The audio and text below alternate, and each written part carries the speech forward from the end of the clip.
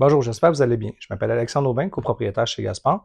Aujourd'hui, je vais vous parler du fameux Burger Bacon.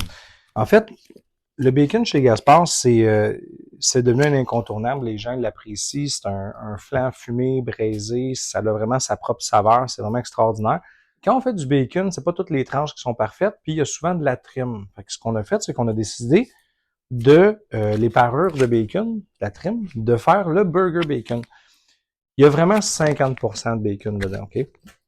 Le reste, c'est le porcelet, qui c'est un 50-50. En mathématiques, on va y aller. Fait que, ce qui est important de comprendre au niveau du porcelet bacon, c'est quand vous allez le mettre au niveau du grill, ce qui coule, c'est le gras de bacon. Fait que s'il vous plaît, soyez prudents. Fermez pas le barbecue puis vous en allez sur le bord de la maison. Ça va faire un beau spectacle. Il faut cuire souvent en feu indirect. Vous venez le marquer, vous restez à côté, puis vous pouvez le finir en feu indirect. Mais si la source de chaleur est encore là, puis un peu comme un morceau de bœuf, si le gras il tombe puis le feu prend, restez proche, s'il vous plaît, avec le burger bacon. Donc, on va juste le griller aujourd'hui. Encore une fois, c'est charbon de bois parce que c'est mon plaisir personnel. Je trouve il y a quelque chose avec le gras et le charbon de bois, la saveur que ça vient porter à la viande, ça n'a pas de prix. Mais encore là, c'est des goûts, ça peut se faire super bien à poêle de fonte ou four, barbecue, propane, ça va être extraordinaire. Fait qu'on va commencer la cuisson des burger bacon. On marque rapidement au début, puis quand le gras va vouloir commencer à couler, on va le mettre en feu indirect pour pas partir de notre feu d'artifice. Fait qu'on est rendu au moment de la cuisson. On va mettre ça là-dessus. Vous allez comprendre que, comme je vous expliquais tantôt avec le gras de bacon, quand le gras va finir par commencer à couler, ça peut aller très, très vite. Fait que malgré tout le beau moment de commencer un grill, vous allez chercher votre verre à l'intérieur, ne faites pas ça. Restez focus sur vos boulettes. Ça peut aller très, très, très vite selon le type de cuisson que vous voulez avoir. Une chose importante quand on va faire la cuisson au niveau du burger bacon, le fait qu'il y ait du bacon dedans, ça va toujours rester rosé.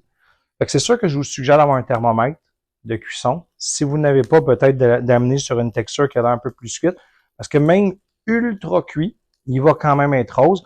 Fait que vous allez vous demander si c'est cru. Il n'est pas cru, c'est le bacon qui fait sa couleur rose. Donc, thermomètre à cuisson, on atteint encore le 62 degrés. Il y a une belle sécurité, tout va bien aller et vous allez vivre une super expérience. Fait que, on va arriver, on le laisse aller. Encore une fois, il faut attendre, il ne faut pas que ça morde. Un coup que c'est détaché, vous êtes capable de le tourner puis d'aller le regriller. Fait que, tu sais, en fait, c'est simple, c'est qu'à partir du moment que vous êtes comme ça, on fait un quart de tour. Comme ça marque dans les deux sens. Fait que quand on le prend, on y va, ça fait un marquage, on fait juste le faire un quart de tour. Puis après, à l'inverse, quand on va tourner la boulette, on va le tourner le même sens, puis après, on va refaire un quart de tour pour le marquage. C'est juste ça, c'est si vous voulez faire ça. Personnellement, j'aime les tourner sans arrêt. Vu que c'est un bacon, ça fait comme une belle croûte sur le dessus, ça fait un beau marquage, puis c'est extraordinaire qu'est-ce que ça fait au niveau du goût. Fait que je m'arrête pas à deux tours, là. On tourne, puis on fait une belle caramélisation dessus. Là, je viens de tourner les boulettes, puis tu vois qu'il y a une caramélisation qui se fait parce que le gras de bacon, ça fait griller à ce niveau-là. Ce qui va arriver, c'est qu'on va vraiment le griller, on le fait tourner un peu sans arrêt. Après ça, à partir du moment que tu as donné, on va juste finir les cuissons droite-gauche, droite-gauche. Là, ce qui est important, c'est qu'on va venir vérifier au thermomètre. Idéalement, on va le piquer du côté, qu'on va le dégager de la source de chaleur parce que tu veux pas que le jus qui coule dans ton feu. Parce que c'est là que l'effet d'entraînement part. Fait qu'on va, pour le moment, on n'est pas là. On va juste vérifier. Puis, regarde, tu vois, on va le remettre au niveau de la source de chaleur là. On recommence. On fait juste détacher. Il s'est détaché tout seul.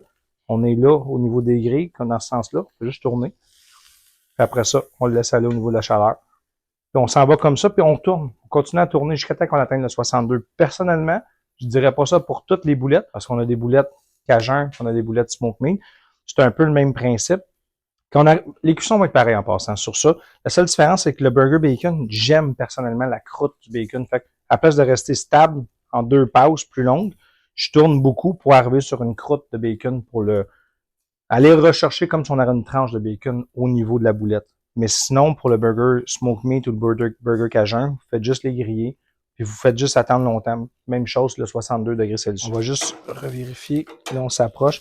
À partir de là, c'est là que ça commence à être de plus en plus traite au niveau du gras, parce que plus la boulette a cuit à l'intérieur, plus son gras cherche à sortir. À ce moment-là, c'est là que il faut être sûr. On va vérifier au niveau de la cuisson.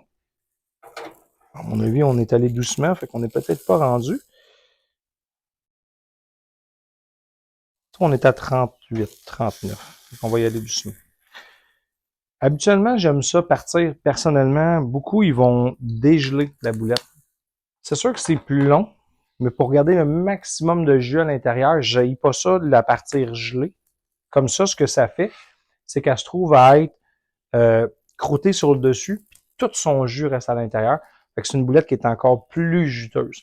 Après, pour l'exécution, c'est sûr que c'est beaucoup plus long, c'est plus long à gérer le fait que ça soit gelé, parce que là, il faut réussir à dégeler à cœur puis monter en température au niveau de la cuisson. Fait que c'est plus simple à gérer de frais. Mais au niveau de l'expérience, j'aille pas l'avoir au niveau du congelé. Puis même dans une boîte de fonte, c'est vraiment incroyable qu'est-ce que ça fait. Fait que tout se joue sur une patience et un thermomètre. Fait que je vous dis, le thermomètre, c'est la clé pour la plupart des cuissons. On peut pas se planter avec ça.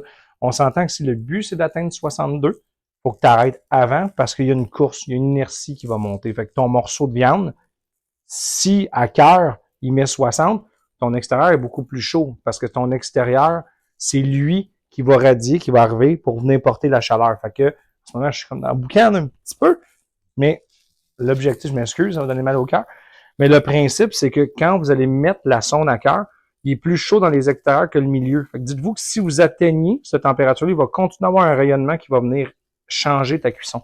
Fait que ce qui est important, c'est d'arrêter un petit peu avant, d'où le papier d'aluminium, pour essayer de détendre ou laisser la chaleur venir s'uniformiser, en fait. On va vérifier la cuisson. Où est-ce qu'on est rendu? Tu vois, là, on est à 60. Ça va être génial. On va le laisser là. On va le laisser tempérer.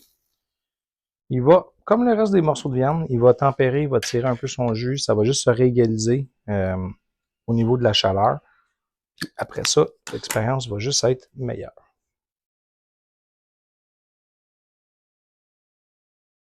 En prenant le temps de la tourner depuis tantôt, ce que ça a donné, là, ça a fait tout ça. La belle petite croûte sur le dessus, là, tu es capable d'avoir. Ça fait une belle caramélisation, ça fait une belle petite croûte, puis ça donne une meilleure expérience personnelle. Quand tu arrives à ce niveau-là, je vais la couper en deux. L'objectif, c'est ça, je voulais vous le montrer. La boulette est cuite, là. Il n'y a pas de problème, mais il reste tout le temps un rosé comme ça. Tout le temps, tout le temps, tout le temps. Ça, c'est sa bonne couleur. Fait que sur ce, je vous souhaite une bonne expérience de boulettes Gaspard. Bon appétit. Ça goûte le bacon, c'est incroyable.